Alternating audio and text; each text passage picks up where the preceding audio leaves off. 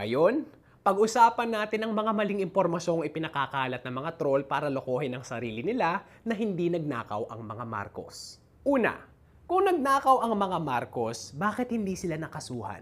Well, nakasuhan na sila. Nabawi na nga lahat ng mga building na pinuntahan namin eh. Paano nalaman na binili ito ng mga Marcos? Nagkaroon ng investigasyon ng Kongreso ng Amerika. Doon, lumantad ang mga real estate broker na bumili ng mga gusali para sa mag-asawang Marcos. Noong 2003 rin, nagbigay na ng hatol ang Korte Suprema.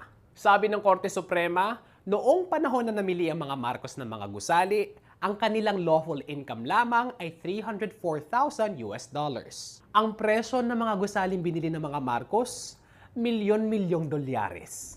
Sabi ni Carranza, ang yaman na ginamit pambili ng mga gusali, nakaw na yaman. Pangalawa, paano makakapagnakaw ang mga Marcos walang pera ang Pilipinas pagkatapos ng World War II?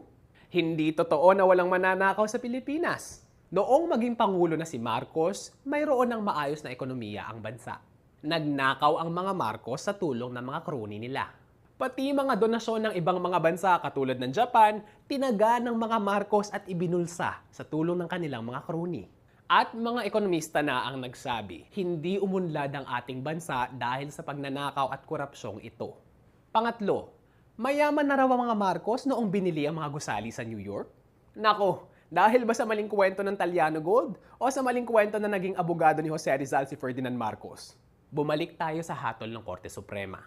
Hindi hihigit sa $304,000 ang kinikita ng mag-asawa noong kanilang administrasyon. Ang $304,000 ay napakalaking halaga na.